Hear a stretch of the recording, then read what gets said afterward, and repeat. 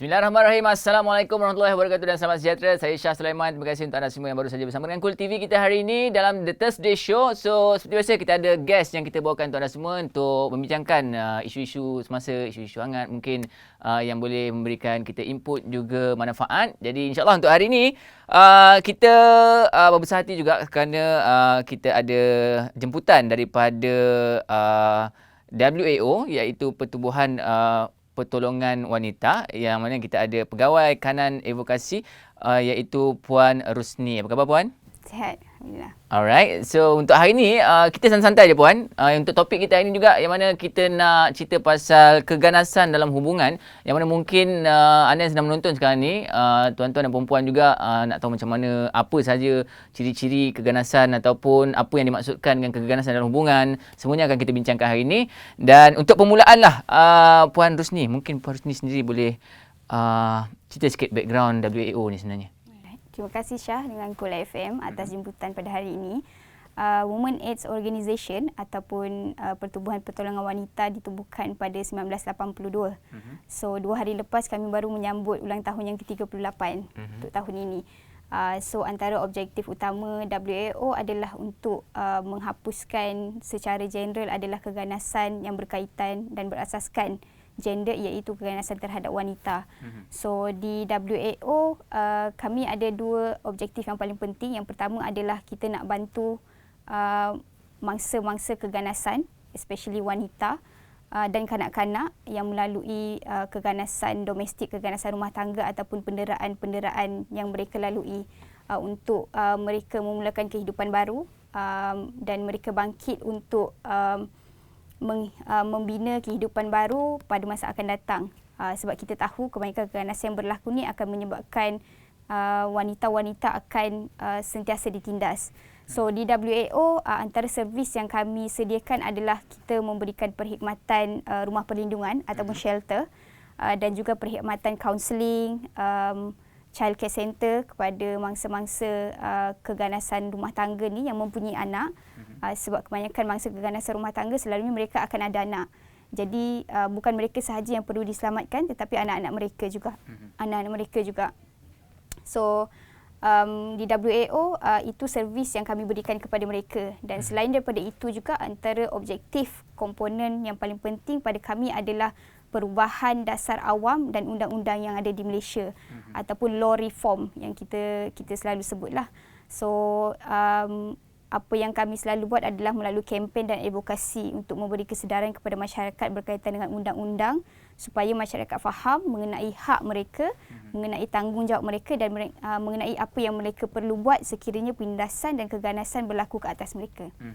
Alright, Puan, kalau berdasarkan Akta Keganasan Rumah Tangga 1994, boleh terangkan tak keganasan dalam hubungan tu macam mana sebenarnya ditafsirkan? Okey, terima kasih Syah. Kalau ikut Akta Keganasan Rumah Tangga yang ditakrifkan adalah penderaan yang berlaku ke atas pasangan ataupun orang yang duduk dalam satu rumah. Dia tak semestinya suami dan isteri sahaja. Mungkin juga berlaku penderaan terhadap anak-anak, terhadap orang tua ataupun orang kelainan upaya yang duduk dalam rumah. Jadi dia merangkumi skop yang besar. Masyarakat kita pada hari ini mungkin saya boleh katakan hanya memahami bahawasanya keganasan rumah tangga ini hanya berlaku kepada pasangan suami isteri. Tetapi sebenarnya tidak. Pasangan suami isteri itu satu komponen. Penderaan kepada kanak-kanak, macam saya sebutkan tadi, penderaan kepada mungkin orang tua yang dilakukan ini juga dikira sebagai keganasan domestik ataupun keganasan rumah tangga. Dan dalam akta kita, keganasan bukan sahaja diliputi oleh keganasan fizikal, maksudnya pukul, terajang, sepak dan sebagainya, tetapi keganasan emosi ataupun keganasan psikologi. Threaten, mengawal pasangan masing-masing ataupun tidak membenarkan pasangan keluar rumah dan sebagainya. Ini juga dikira sebagai diliputi dalam Akta Keganasan Rumah Tangga lah. Sebab ramai yang faham bahawasanya bila sebut tentang keganasan, ianya hanyalah dalam lingkungan fizikal saja. Maksudnya pukul yang berkaitan dengan fizikal.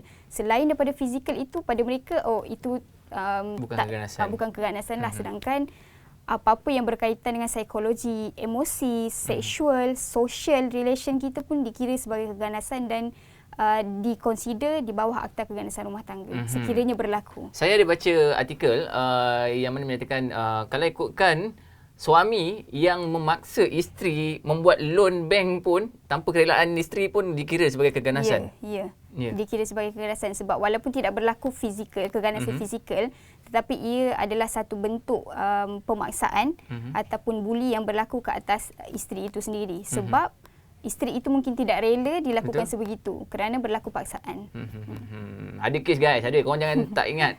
Korang jangan tak tahu. Ada kes hari tu, ni kita cerita sini habis sini lah. Tak. Memang ada kes macam dia paksa isteri dia. Isteri kerja gomen. Kan? Bila kerja dia gomen ada banyak kes lah. senang buat loan. So dia suruh beli Honda lah pula. Okey, tak apa. Kita tinggalkan benda tu. Kita nak terus lagi mungkin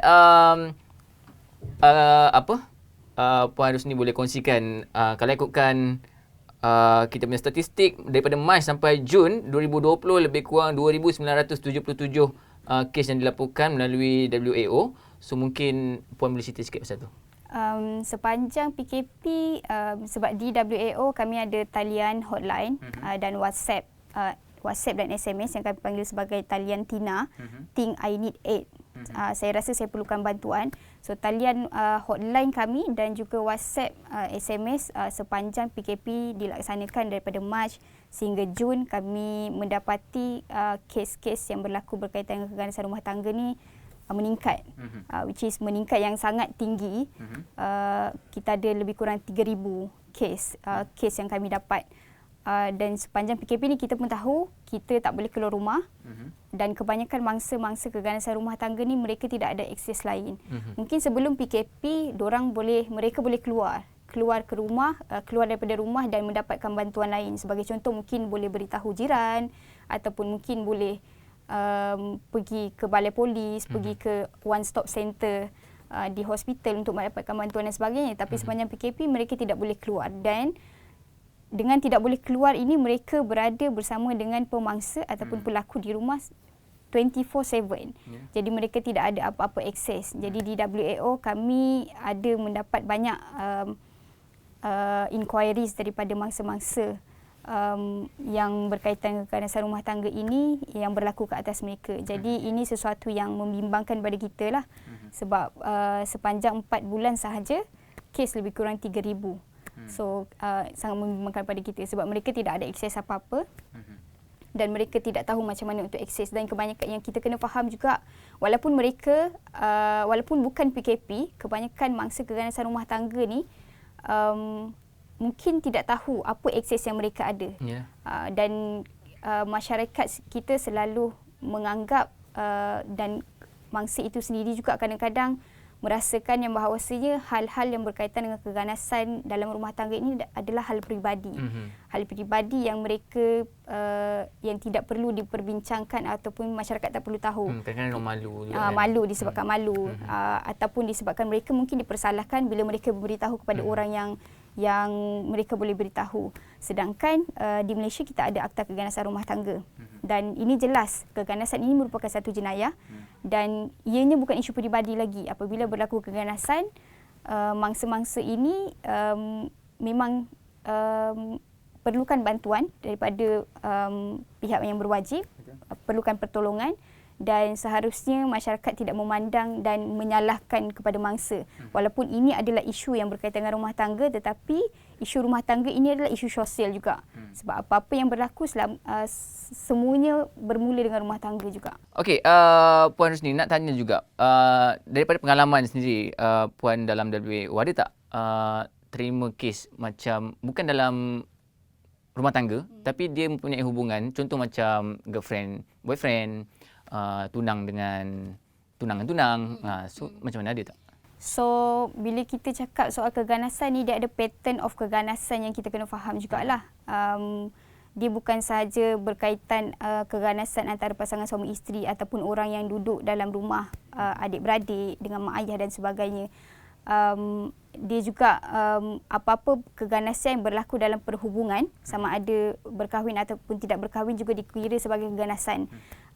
Cumanya di Malaysia di bawah Akta Keganasan Rumah Tangga, untuk mereka yang tidak berkahwin ataupun kita sebut sebagai non-married couple tidak diiktiraf. Maksud dia tidak diletakkan di bawah Akta Keganasan Rumah Tangga.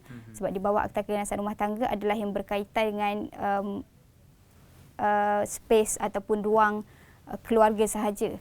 Tetapi ini yang kita sebut sebagai intimate partner lah, yang mereka yang duduk bersama dengan pasangan tetapi tidak berkahwin. Tetapi apabila berlakunya keganasan, itu kita juga kira sebagai keganasan, which is keganasan terhadap wanita lah, gender based violence, yang mana untuk isu-isu begini selalunya akan di-cover di bawah penal code yang berkaitan dengan keganasan lah, tetapi bukan di bawah Akta Keganasan Rumah Tangga. Ini yang kita kena faham lah. Macam pengalaman Puan Rosni sendiri, antara couple atau pasangan yang dah kahwin dengan belum kahwin, mana lagi banyak ni dia keganasan yang berlaku? Selalunya memang yang dah berkahwin lah. Sebab selalunya bila yang dah berkahwin ni, isu kompleksiti dalam perhubungan itu wujud. Selalunya bila orang sebut tentang rumah tangga ni adalah sesuatu yang kita tak boleh nak sembang, kita tak boleh nak bincang. So apa-apa kita tak boleh nak share dengan orang. Sehingga kan apabila berlakunya keganasan pun ramai yang merasakan, oh tak apa, sebab dia partner, dia suami, dia isteri, bila kena pukul, kena apa semua, oh tak apa kan. So ini adalah stereotip yang kita letakkan dalam masyarakat lah sebenarnya. Sebab keganasan ini, bila kita sebut keganasan, ini satu jenayah sebenarnya.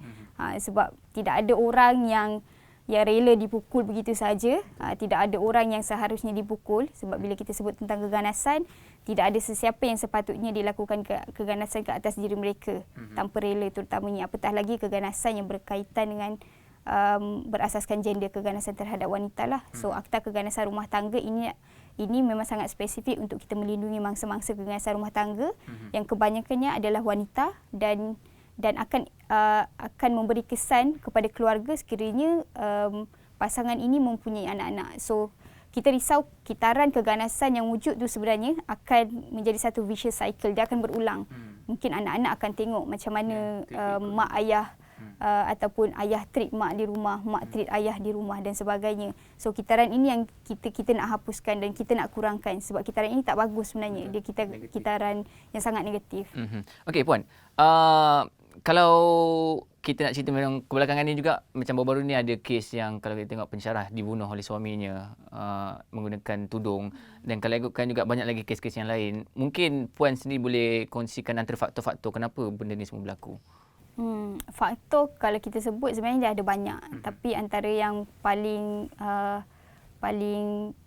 common yang kita nampak adalah sebenarnya dalam isu keganasan rumah tangga ni adalah isu power and control, ataupun kita sebut sebagai kuasa dan kawalan. So kebanyakan pasangan ataupun individu mereka merasakan mereka berhak untuk mengawal pasangan masing-masing. So dengan merasakan entitlement, merasa berhak ke atas orang lain, itulah yang selalunya berlaku. So kitaran keganasan rumah tangga ini dia takkan berlaku hanya sekali.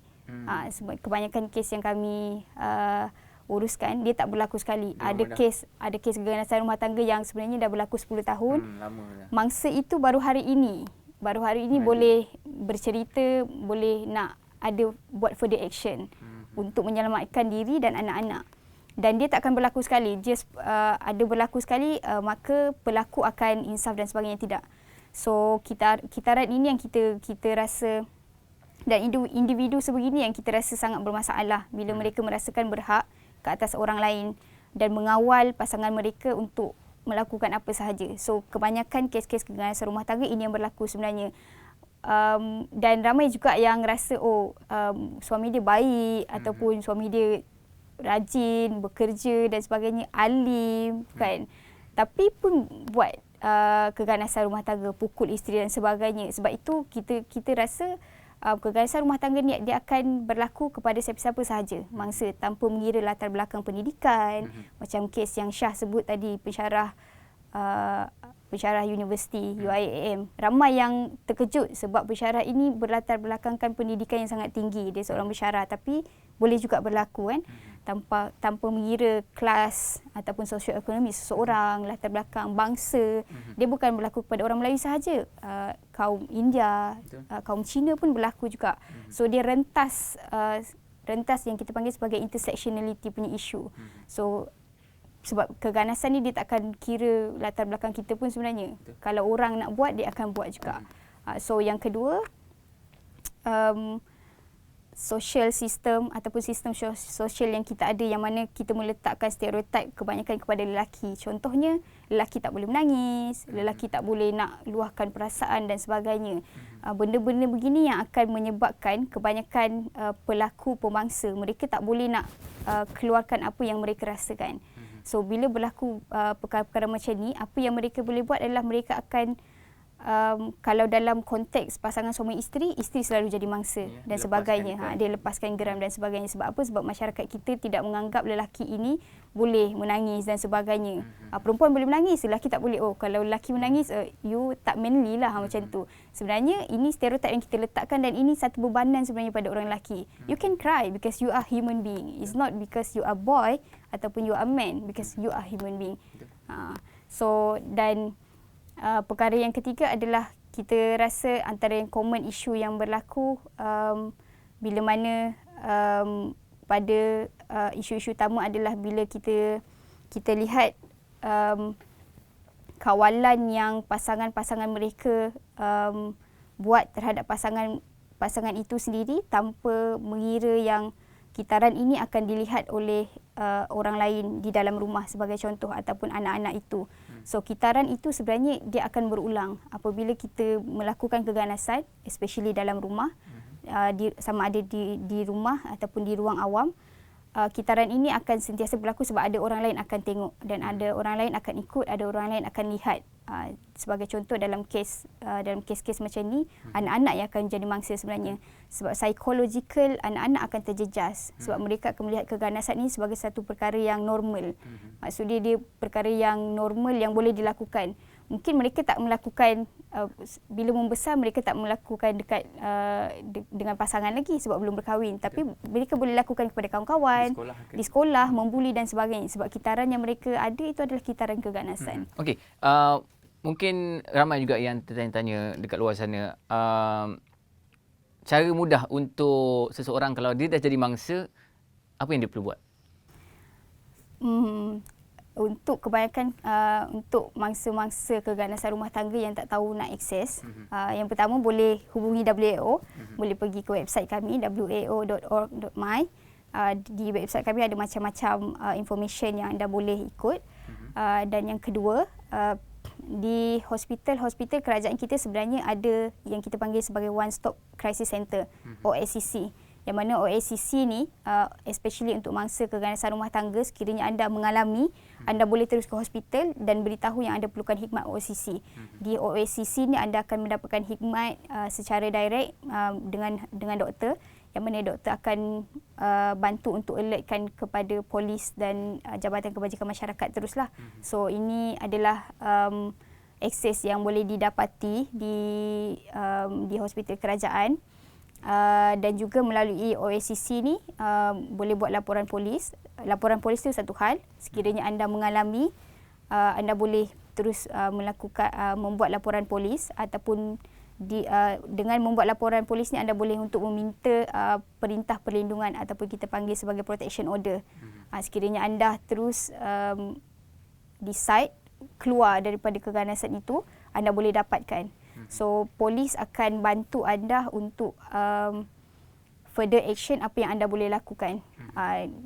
Tapi yang paling penting adalah di OSCC tu sebenarnya memang ada akses yang boleh anda dapatkan sebab OSCC akan boleh link terus ke polis dan link terus ke Jabatan Kebajikan Masyarakat. Sebab Jabatan Kebajikan Masyarakat ni merupakan pelindung utama mangsa-mangsa keganasan rumah tangga dan juga kanak-kanak. Okey, itu berkenaan dengan kita kalau kita yang mengalami penderaan ataupun keganasan rumah tangga. Macam mana kalau kita sebagai orang luar, kita nampak benda tu, apa yang kita kena buat? Memang kita pergilah tolong report semua, tapi mungkin ada cara yang sebagai orang yang tidak mengalami ataupun orang yang tahu berlakunya keganasan rumah tangga ni, sebenarnya peranan kita sangat penting. Ini yang ramai orang takut sebenarnya. Sebab kadang-kadang dia orang macam tak nak masuk campur orang. Betul. Kan? Sebab tu macam saya kata sebelum tadi, ramai yang merasakan bahawasanya apabila berkaitan dengan keganasan rumah tangga ni dia adalah isu peribadi. Sedangkan di bawah Akta Keganasan Rumah Tangga kita dah wujud akta tu dan ia merupakan satu jenayah dan itu bukan lagi perkara peribadi sebenarnya. Dan sebagai orang awam ataupun mungkin kawan-kawan yang tahu, jiran, especially kawan-kawan lah, yang pertama, apabila ada mangsa datang kepada anda dan beritahu anda yang mereka mengalami keganasan rumah tangga, yang pertama sila percaya. Sebab masyarakat kita ni dia selalu ada yang kita panggil sebagai victim blaming. Sekiranya orang mangsa beritahu kepada mereka, mungkin mereka akan melakukan macam-macam action victim blaming. Sebagai contoh yang paling mudah, apabila orang bercerita kepada anda, oh saya kena pukul, saya kena pukul. Kita orang luar ni kadang kita tak tahu dan kita akan tanya, oh ya ke, tapi tu suami, tak apa kot suami pukul. Ini adalah jawapan-jawapan yang sebenarnya menyalahkan mangsa lagi, yang menyebabkan mangsa akan menyalahkan diri sendiri, merasakan oh mereka layak kena pukul. Sebenarnya tak. So sebagai orang awam, kita kena ada ilmu dan kita kena faham ini bukan isu peribadi bila kita tahu seseorang mengalami isu-isu ini. Dan yang kedua, kita pun boleh alertkan kepada pihak polis ataupun Jabatan Kebajikan Masyarakat buat laporan kepada mereka yang kita tahu ada berlaku keganasan rumah tangga yang kita tahu di sekian-sekian dan sebagainya. Dan kita sebenarnya dilindungi di bawah akta ini. Dan ramai yang tidak tahu sebenarnya. Pemberitahu dilindungi. Kiranya third party. Kita dilindungi. Ramai yang tak tahu sebab kita rasa macam kita takut. Kita takut apabila, sebab satu, ni bukan space kita, bukan lingkungan kita, dan bila kita tahu kita rasa macam kita masuk campur. Sebenarnya tidak. Macam saya kata tadi, ini bukan isu pribadi, ini isu sosial yang berlaku dalam masyarakat kita. So peranan kita sebenarnya sangat penting. Alright guys, jadi minta perhatian kepada semua yang sedang menonton sekarang ni supaya kita lebih alert dengan persekitaran kita. Kalau ada kedengaran apa-apa, mungkin jiran kita bergaduh ke apa ke, kadang-kadang macam saya sendiri pun dekat rumah, kita duduk macam apartment kan. Betul. Jarang-jarang dengar. So dengar macam tu, dah biar. Kita tak cuba untuk, bukanlah nak jaga pikiran orang, mungkin kita boleh melakukan sesuatu lah. Alright. Okey, yang terakhir, Puan Rusni, mungkin ada apa perkataan nasihat daripada Puan sendiri ataupun WAO. Silakan.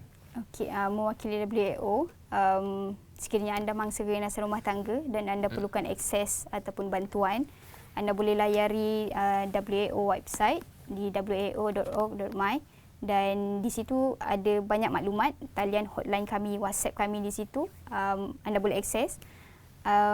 Kepada mangsa dan kepada orang awam terutamanya, kepada kita, yang pertama boleh timbul ilmu berkaitan dengan kes-kes keganasan rumah tangga ataupun apa-apa kes penderaan yang berlaku, bukan sahaja kes keganasan rumah tangga, kes penderaan seksual, penderaan kanak-kanak dan sebagainya. Sebab peranan kita sebagai masyarakat, sebagai orang awam ni penting sebenarnya untuk kita menyebarluaskan apa jua ilmu pengetahuan yang kita ada.